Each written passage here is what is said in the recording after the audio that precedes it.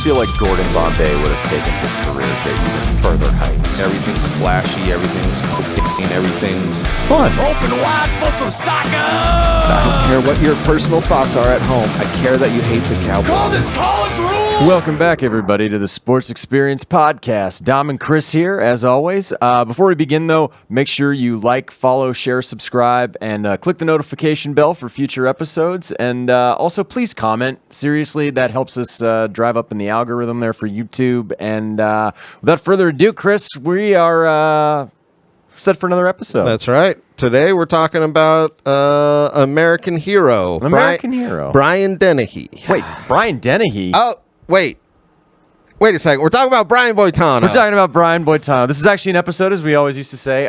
If you have any suggestions, we'll do them.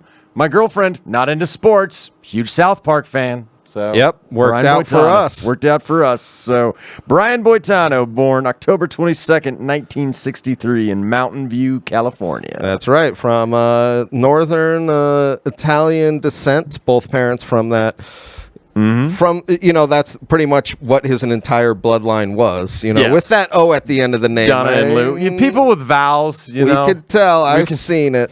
You can't hide it, Brian. That's right. Don't worry, I can't hide it either.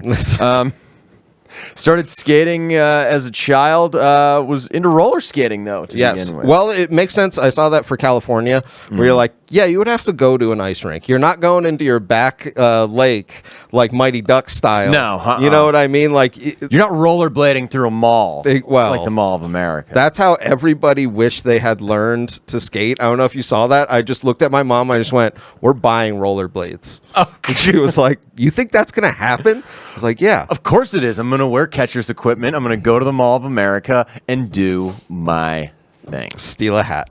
Of course you steal a hat. You steal food, too. That's right. Started ice skating as a child at age 8 because he saw an Ice Follies performance, and he enrolled in group lessons with Coach Linda Laver, and she was his coach for pretty much ever. Yes. Remained his private coach and personal manager. I did see he was also into Little League Baseball as well, but that's a summer sport. That's a summer sport. His bread is buttered.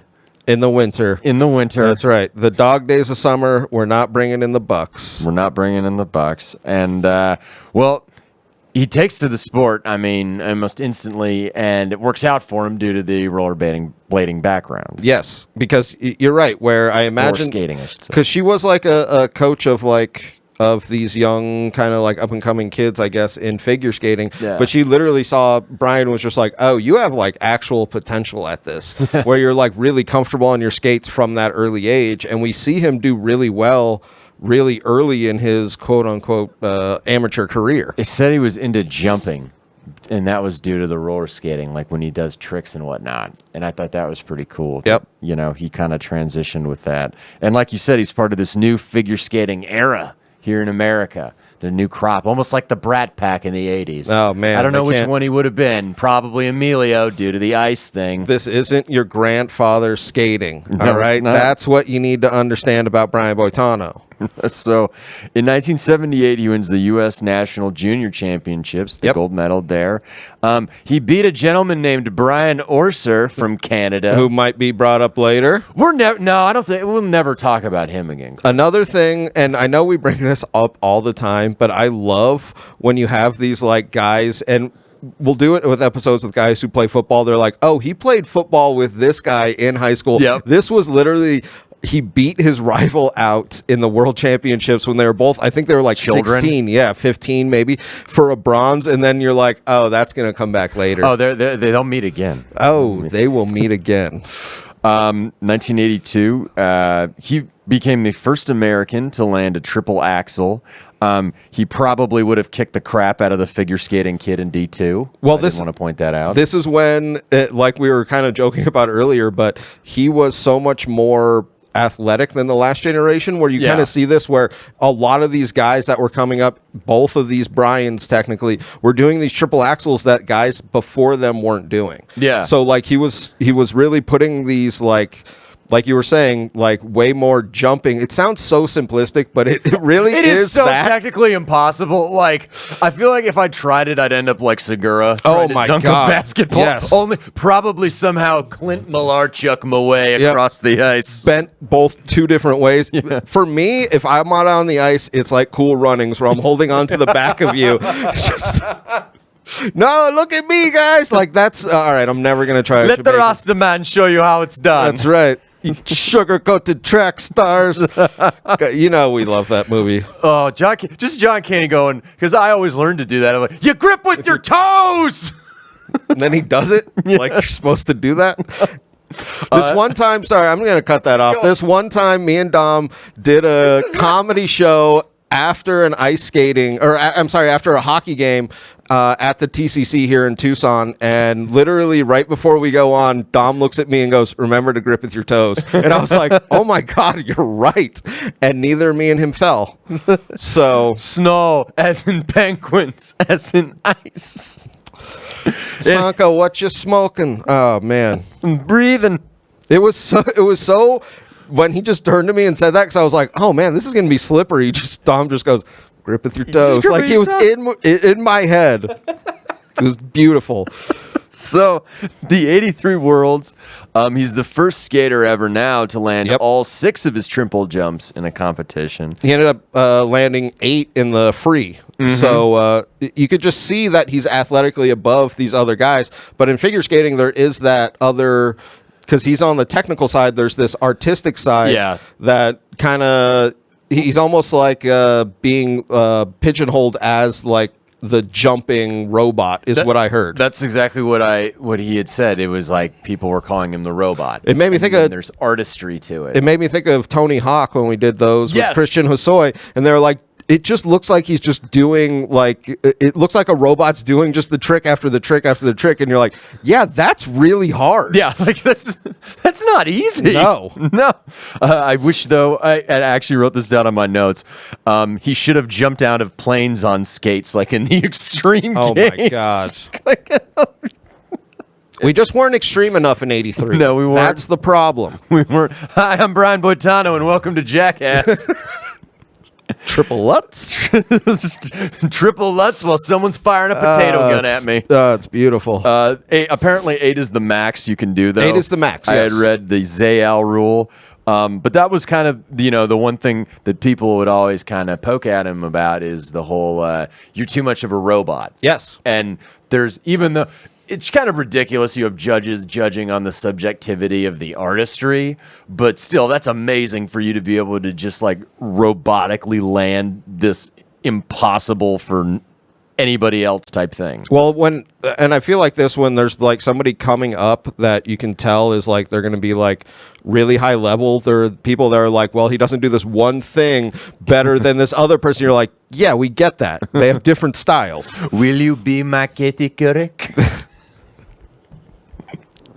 So he actually goes to the 84 Olympics. Yeah, in Sarajevo. Yep. He places second at the U.S. Championships there in 84. Oh, yeah. He basically, this was Scott Hamilton's last Olympics. So it was like the guy who came before him, the top U.S. figure skater. So this is everybody in line trying to show out before the next kind of thing. I think he said he finished 5th. He finished 5th. Mm-hmm. And then Scott Hamilton retires. And like you were saying, it kind of opens the door for Brian Boitano to really take over as that top spot. And you got to think, like, what would Brian Boitano do? 85 wins U.S. championship. He wins the U.S. championship. It's crazy. I mean, there was that time there that he was in the Alps where he was fighting grizzly bears. Yep, he saved the maiden fair. He did. He used his magical fire breath, Chris. And this is where you see him becoming the skater, because I saw he got 3rd in Worlds that year, but then the next year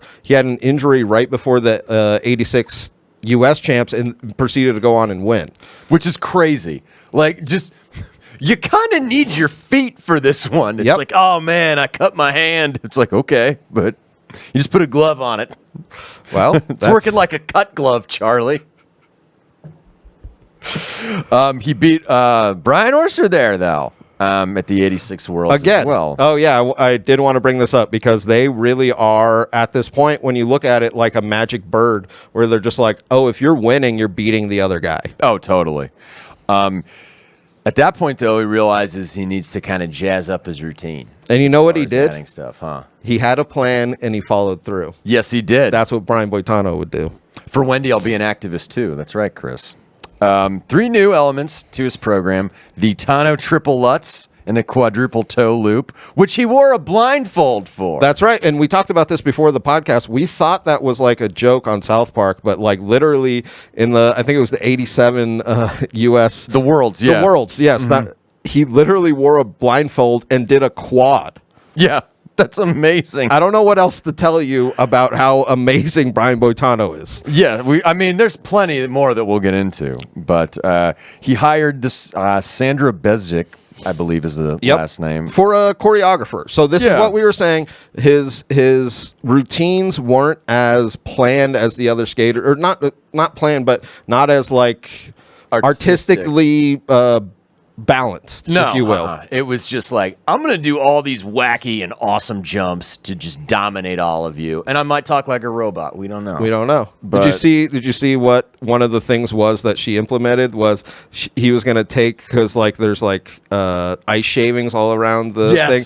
So he literally took it, jammed it up his nose, and then I'm just kidding, but he took it and he flung it over his shoulder. And if you look at it, it really is almost like a screw you to like the judges being like, I can do this other side, and I'm gonna drop a Boitano triple Lutz. I forgot what that one was too. Like, it was so good. That's like taking out your Steve Winwood CD, putting it on in a spin class, and going, that one's for you, Bumblebee. That's so true. So they're going to the 88 Winter Olympics in Calgary.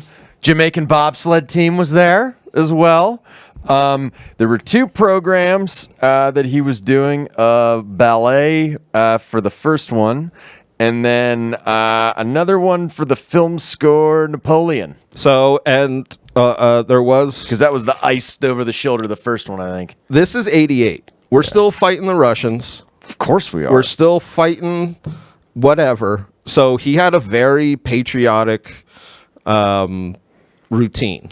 And I know we're fighting the Russians at this time, but there's a different enemy that he needs to conquer from a different country that's a lot closer than Russia to us. Who's that? Brian Orser of Canada. That's right. That's right. So in 88, but like going into the Olympics, though, I did want to add, at the U.S. Figure Skating Championships in the short program, he got a 6.0 from 8 of the 9, just a perfect score. Yep.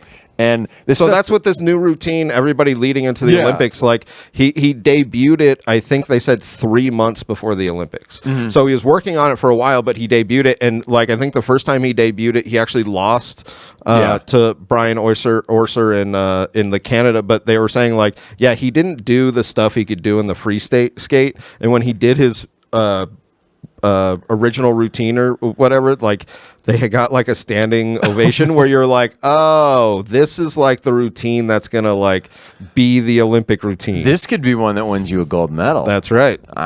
So at the 88 Olympics in the free skate, he does the Napoleon and Josephine routine.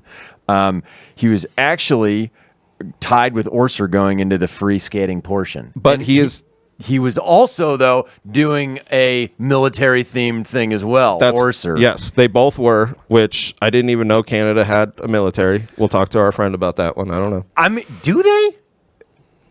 They had a royal wedding. That's true, which is tradition, Chris. And he's sticking her hand into the pudding, which is tradition. As of course tradition. As of course is tradition. So going into the free skate, though, he is. This is where he technically is looked at as a better skater because he can do the quad. Yeah, he could do the 8 triple, axles, and all of the stuff that is very like. What kind of people maybe have been talking shit on was like all of the athletic stuff that not everybody else can do. Exactly. And I mean, when he was there skating for the gold, he did 2 sow cows and a triple Lutz while wearing a blindfold. That's correct, sir. That's correct. In actuality, his routine included 8 triple jumps, 2 axles, and a triple flip toe loop And he skated the whole thing clean, which was crazy. That's what they said. It was one of the cleaner free skates that you'll see. I read this like long form article on him, basically about it, like the rivalry he had. And he said before he was going to go out there, he was like, "You're going to blow it." "No, I'm not going to blow it. I'm consistent. I can do this." "No, you're going to blow it and do it in front of all these people at this super important moment of your life." And then he says, "Then I got into this real zone, this complete, almost hypnotic state. Even until the end of the program, I wasn't tired at all, and it was in this incredible altered state. I felt like I was in through the entire program." Yep. He went to the zone, Chris. He didn't even go to the Sabone zone. He went to the Boitano zone. That's correct. Mm-hmm. There was a little bit of controversy. A little bit of controversy. So USSR and East Germany, during this Olympics for the figure skating, actually traded votes with Canada, who was Brian Orser's nation. Mm-hmm. But coming down to the free skate, they said that the judge from USSR thought that Brian Boitano's performance was so good that he actually gave it to him, even though he had told Canada or whatever that he was going to vote for Brian Orser no matter what. So what I had read ended up happening was during Orser's routine, he didn't do his triple axel. Nope. So he didn't get to it. He didn't skate as clean as Boitano, but all of the judges were like super high on him for the artistry part of it. Denmark and Switzerland called them ties, the judges, but they were broken by the technical merit mark, which basically favored Boitano. Yep. And the Japanese judge was the only one of the 9 to give Boitano the artistic merit. So he ended up winning, I think, what was it? As far as the numbers, like what, 5-4? It was 5-4. So if the guy from USSR had voted the way because both these judges got found guilty and expelled from ever judging in figure skating again. But literally, they said he was just like, his routine was just so much better that I couldn't deny it. And you're just like, I love that. Well, he was talking about how after he finished, Orser was going to skate, and he didn't want to watch him. So he went into the bathroom. He locked himself in the stall and put his headphones on, and he was just like, "Oh, my gosh. I know I don't want to hear it, but I know people are going to be yelling and cheering and whatnot." And when he took his headphones off, he heard 6 from one of the judges. And he like, "Oh, my God, are you freaking kidding me? I skated so well. This is ridiculous. This isn't fair or whatever." And then one of his teammates came in and basically told him, like, "Hey, that last score. That was the last one. He didn't skate entirely perfectly." So it was Christopher Bowman, who was a skater and teammate, and he's like, "No, he only got 1-6. Yeah, he only got 1-6. And you've won." And then when he told him he won, his coach was like, "No, Victor Petranevko has to skate." Yes. So, like, after he skates, and unless he's perfect, you win. And he ended up winning the gold medal there, which is pretty awesome. No, it was definitely an amazing feat that you kind of look at, because he built up over these years and right before changes his routine, and that's what goes on to win. I hope at the end he was just like, Orser was so mad. He's like, "I'm not your buddy, guy. Oh, my God. I'm not your guy, friend. I'm not your friend, buddy." He was the first Olympic champion, though, to land a full complement of 6 types of triple jumps. And his skates that he used are now in the National Museum of American History at the Smithsonian. That's right. Which is pretty awesome. I love that. The 88 World he won there in Budapest, and he won the U.S. title in Denver as well. So 88 was a banner year, making the Sports Illustrated cover. He won 10 straight. Then he turns pro. I was going to say, because then he turns pro, and you see him win 10 straight competitions, like you were about to say, and 5 consecutive worlds at the pro level. Which is great. He won an Emmy for Carmen on Ice with Katarina Witt and his buddy, other Brian. Which is pretty awesome. Yeah. We need to get him an EGOT. We got to get them all. We got to get them. We got to get them all. We got to get them all. They're like Pokemon. All That's right. Awards. Did have an impact on the Boitano rule. The Boitano rule status. Apparently, they were mad that all the Eastern Bloc countries were paying all these athletes. Well, they were called sponsored amateurs. Yeah, is what they kept saying that they were, and then they were just like, you know what, we're gonna let guys come back and be amateurs for that year or whatever. They're not student athletes. Oh my God, they were. So he does that so he can try and compete in the 94 Winter Olympics there in Norway. Ended up losing at the U.S. Championships to Scott Davis in the long program, but he won the shorts there. He goes to the Olympics, but he missed a triple axel in his short routine, and he ended up finishing 6th, which, hey, I'll give him credit. This was the same Olympics where somebody got mad and tried to club another skater in the knee. So you go, Brian Boitano. Playing fair. Let's see. In 1996, he was part of the World Figure Skating Hall of Fame and the U.S. Figure Skating Hall of Fame. I mean, just U.S. figure skating for the last half of the 20th century. Yes. Or, the last quarter of the 20th century is this guy. For male, I guess. So, let's see. What else are we going to go into? He started his own Food Network show. Oh, I saw that. Kind of making... What would Brian Boitano cook? Yeah, what would Brian Boitano make? Which ran for 2 seasons. And then on, I think, HGTV, he had the Brian Boitano Project, where he bought an old ancestral home in Italy and just renovated it, which I thought was pretty cool. Then he built the pyramids and beat up Kublai Khan. I don't know if you saw that part. Yes, very important part of his legacy. Because he doesn't take shit from anyone. That's right. And what was the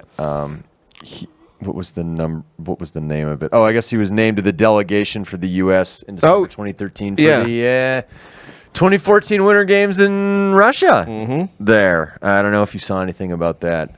Any controversy? I was just gonna say. So he was he's always been a gay man. Yes. And they don't like that in Russia. No. And sometimes we skirt those issues when we have giant competitions in these countries. So you mean like the World Cup? Yep, in Qatar. You remember that? You remember Qatar? Which it has to be rough for these athletes that are like, well, I want to represent my country. I want to do this. But like, you want me to go to this place that literally makes it illegal. Propaganda law there. From 2013, and that's when he actually came out. Yeah. He's just like, well, yeah, I guess I have to right now for those specific Olympics. And then, Brian Boitano. Anything else to finish with here, Chris? No, I think that was the rest of his life. That one time he went back in time. Oh, till the year 3010. What happened? I heard he fought the evil Robot King and saved the human race again. Saved the human race again. Brian Boitano, everybody. First figure skating episode. Thanks for the suggestion, babe.